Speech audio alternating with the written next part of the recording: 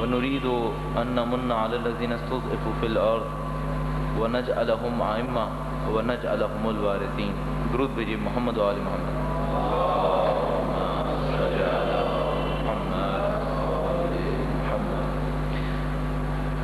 اس سے پہلے کہ میں اپنے اس عنوان کا آغاز کروں، دو باتیں آپ کے سامنے عرض کرنا چاہوں گا.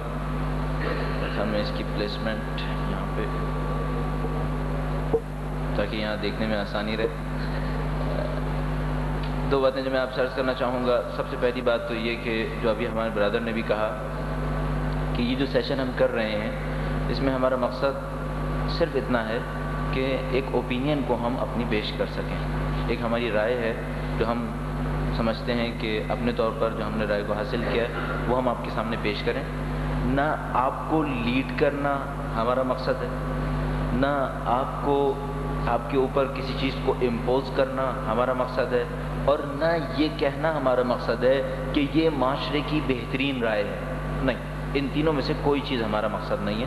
ہمارا مقصد صرف یہ کہنا ہے کہ یہ بات ہماری سمجھ میں آئی ہے اس طرح سے.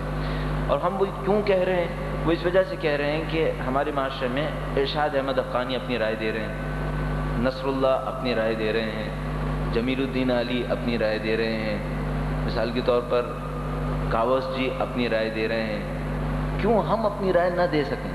ہماری بھی بالآخر ایک رائے ہے، ہمارا بھی ایک ذہن ہے، وہ بھی کام کر رہا ہے، تو ہم بھی اپنی رائے دے پائیں. تو اگر کسی کے ذہن میں یہ ہے کہ ہم مثلا لیڈ کرنے کی بات کر رہے ہیں کہ اس پیٹرن پہ سب نے چلنا ہے، نہیں، ہماری ایسی کوئی بات نہیں ہے.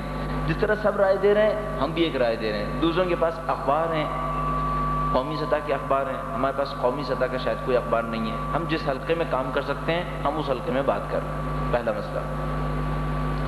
دوسرا مسئلہ کچھ موضوع کی تشریح کے بارے میں عرض کرنا چاہوں گا.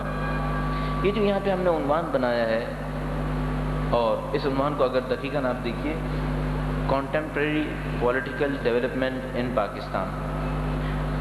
ہم صرف ریفرینڈم کی بات نہیں کر رہے، ہم ریفرینڈم سے بہت نزدیک آ گئے ہیں. تو جو بھی سن رہا ہے وہ یہ سمجھ رہا ہے کہ ہم یہ کہہ رہے ہیں کہ یہ پورا سیشن ہم ریفرینڈم پہ رکھنا چاہتے ہیں. نہیں عزیزان محترم، ہم صرف ریفرینڈم پر نہیں رکھنا چاہتے. ہم چاہتے ہیں پاکستان کی سیاست میں جو گزشتہ چند سالوں کے اندر، تھوڑا سا تاریخی جائزہ بھی لیں گے پاکستان کے بننے سے لے کر، جو تبدیلیاں آ رہی ہیں، ان تبدیلیوں کے بارے میں اپنے طور پر جو تجزیہ کر پائے ہیں اس تجزیے کو آپ کے سامنے پیش کریں. البتہ ظاہر ہے ہماری بات جو ختم ہوگی وہ پاکستان کے موجودہ حالات کے اوپر ختم ہوگی، اور اس کے اندر ریفرینڈم کا ایشو، جنرل پرویز مشرف کا ایشو، یہ سب بھی آئے گا. لیکن ہمارا موضوع صرف یہ نہیں ہے، ہمارا موضوع مجموعی پاکستان کی سیاسی تبدیلیاں ہیں، جس میں تاریخی جائزہ بھی ہمارے لیے اہمیت کا حامل ہے. تو اس موضوع کی تشریح کے بعد اب اپنی بات کا آغاز کرتے ہیں. ایک دفعہ درود بھیجیے محمد و آل محمد.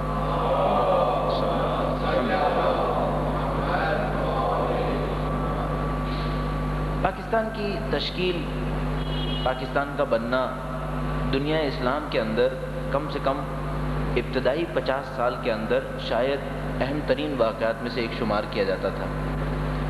اس ملک نے اپنے بننے کے ساتھ ہی 3 چیلنجز کو ایکسیپٹ کر لیا تھا. یعنی جس انداز میں ملک بنا تھا 3 چیلنج فوراً یہ ایکسیپٹ کر رہا تھا. سب سے پہلی بات تو یہ کہ یہ اس وقت دنیا اسلام کا سب سے بڑا اسلامی ملک تھا. آبادی کے اعتبار سے دنیا کا سب سے بڑا اسلامی ملک تھا. دوسرا مسئلہ جو اس کو اہمیت دے رہا تھا وہ یہ کہ ان پہلی جنگ عظیم کے خاتمے کے بعد 1918 میں خلافت عثمانیہ ختم ہو گئی تھی. مسلمانوں کا جو سیاسی پیٹرن تھا وہ خلافت کے اوپر چلا آ رہا تھا. یعنی مسلمان یہ کہتے تھے کہ نبی اکرم کے بعد جو خلافت تشکیل پائی وہ اب تک جاری ہے. 1918 میں وہ نام نہاد خلافت ختم ہو گئی تھی، اور مسلمانوں کے سامنے پرابلم یہ تھی کہ ان کا اب آئیڈیل کیا ہے، مسلمان کس طریقے سے اپنی سیاسی زندگی گزارنا چاہتے ہیں. ظاہر کوئی ملک یہ نہیں کہہ سکتا تھا کہ ہماری کوئی سیاسی زندگی نہیں ہے. تو سوال یہ تھا کہ سیاسی زندگی کیا ہے. پاکستان کے نام پر اس سیاسی زندگی کو ایک نئے طریقے سے بنانے کی کوشش کی گئی. کہا یہ دنیا کا سب سے بڑا اسلامی ملک ہے، اور یہ ایک نئی فکر کے ساتھ اسلامی ملکوں کو نیا راستہ دے دے گا، اور وہ نیا راستہ ڈیموکریسی کا راستہ ہوگا، جمہوریت کا راستہ ہوگا. اور اگر بالکل صحیح معنی میں استعمال کیا جائے تو اس نئے راستے کو لبرل ڈیموکریسی کا راستہ کہا جاتا تھا. یعنی نہ یہ کہ یہ کوئی الہی حکومت تشکیل پا رہی ہے، یہ ایک ڈیموکریٹک حکومت تشکیل پا رہی ہے، اور اس کی ڈیموکریسی اسلام سے حاصل نہیں ہو رہی بلکہ اس کی ڈیموکریسی لبرلزم کے ذریعے سے حاصل ہو رہی ہے۔ یہ نیا سیٹ اپ پاکستان نے پیش کرنے کی کوشش کی۔ آپ قائد اعظم کے الفاظ کو غور فرمائیے تو قائد اعظم نے کہیں پر بھی یہ نہیں کہا کہ ہم ایک الہی حکومت تشکیل دینے جا رہے ہیں۔ قائد اعظم کہتے تھے ہم ایک ڈیموکریٹک حکومت تشکیل دینے چاہ رہے ہیں جو لبرل اصولوں کے اوپر کام کرے گا، البتہ اسلام کا نام بھی مسلسل استعمال ہوتا تھا۔ تیسرا جو چیلنج اس ملک کے سامنے تھا وہ یہ تھا کہ پرانے مستعمرہ ملک آزاد ہو رہے تھے۔ اس وقت تک جن ملکوں کے اوپر استعمار نے قبضہ کیا ہوا تھا وہ ممالک اب آزاد ہو رہے تھے، اور ان آزاد ہونے والے ملکوں کو اب یہ ثابت کرنا تھا کہ ہمارے اندر اپنے پاؤں پر کھڑے رہنے کی طاقت ہے، ہمارے اندر اتنی قدرت ہے کہ ہم اپنے پاؤں پہ کھڑے رہ سکتے ہیں۔ اقتصادی لحاظ سے اس ہدف کو حاصل کرنا تھا، جبکہ استعمار ان ملکوں کے اندر بہت ساری تباہیاں ایجاد کر چکا تھا۔ ایک دفعہ درود بھیجیے محمد و آل محمد۔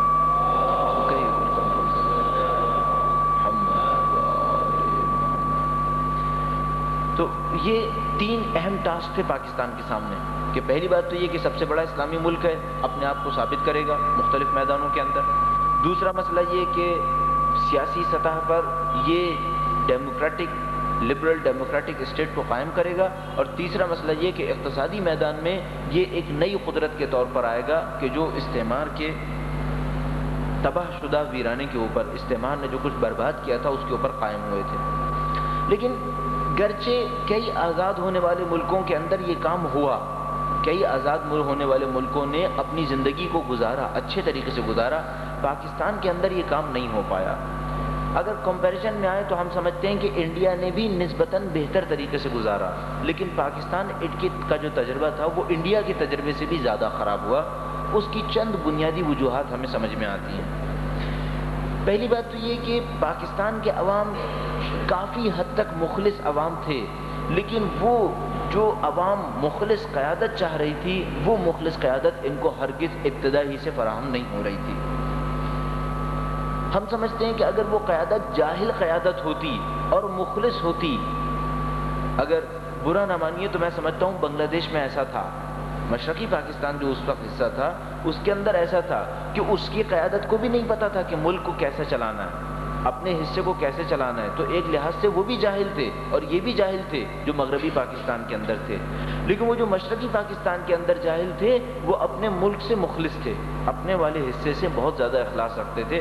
آج بھی ہم سمجھتے ہیں کہ بنگلہ دیش پاکستان سے کافی بہتر حالت کے اندر موجود ہے، لیکن یہاں جو رہبر موجود تھے نہ صرف یہ کہ جاہل تھے، نہیں جانتے تھے کہ ملک کو کیسے چلانا ہے، مخلص بھی نہیں تھے، اپنی عوام کے لیے کوئی اخلاص احساس نہیں کرتے تھے۔ کیوں ایسا تھا؟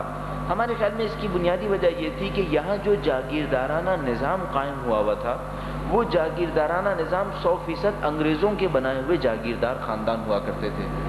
آپ کو میں نے شاید پہلے بھی کبھی کسی سیمینار میں ایک کتاب کا حوالہ دیا ہوگا، ابھی دوبارہ آپ سے عرض کر رہا ہوں، پاکستان کے سیاسی وڈیرے نام کر کے ایک کتاب موجود ہے، اس کو آپ ضرور مطالعہ فرمائیے گا۔ تو اس میں بیک گراؤنڈ دیا گیا ہے کہ یہ جو سیاسی ہمارے پاس خاندان ہیں، ان خاندانوں کا بیک گراؤنڈ کیا ہے۔ تو ان تمام خاندانوں کا آپ بیک گراؤنڈ دیکھیں گے کہ جنگ آزادی کے بعد انگریزوں نے تمام جاگیروں کو ضبط کیا اور اپنے ماننے والے جاگیردار ان جاگیروں کے اوپر بٹھائے، اور ہمارے پاس جو اس وقت کے سیاسی افراد موجود ہیں، سیاسی خاندان موجود ہیں، وہ معمولاً اسی نسل سے بڑھے ہوئے لوگ ہیں کہ جن کو انگریزوں نے اپنی وفاداری کے نتیجے میں اس ملک کے اوپر بنا دیا تھا۔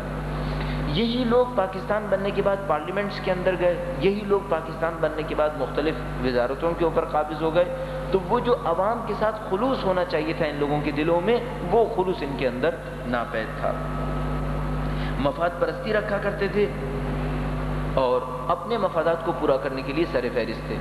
دوسرا مسئلہ یہاں پر یہ بھی تھا کہ استعمار نے جو لوٹ کھسوٹ کی عادت سی ڈال دی تھی، یعنی کسی بھی ملک کے لیے استعماری حکومت بدترین حکومت ثابت ہوتی ہے، تو یہ جو آزادی کے بعد بننے والی حکومتیں تھیں، ہمیں یوں لگتا ہے کہ اس استعماری کلچر سے اپنے آپ کو بچا نہیں سکیں، اور وہی جو استعمار کا کلچر تھا کہ جو منسٹر ہوگا وہ لوگوں کا آقا بن جائے گا، اور جو رولر ہوگا، مثال کے طور پر جو بھی یہاں پر آیا کرتا تھا انگریز کی طرف سے وہ سمجھا جاتا تھا جیسے زمین پر خدا کی طرح کا کوئی مقام رکھتا ہے. ایسی ہی ایک صورتحال ہمیں یہاں پر بھی نظر آ رہی تھی کہ یہاں کا رولر اپنے آپ کو اس اسٹیٹس کے اندر سمجھا کرتا تھا. تو وہ جو عوام کے ساتھ خلوص ہو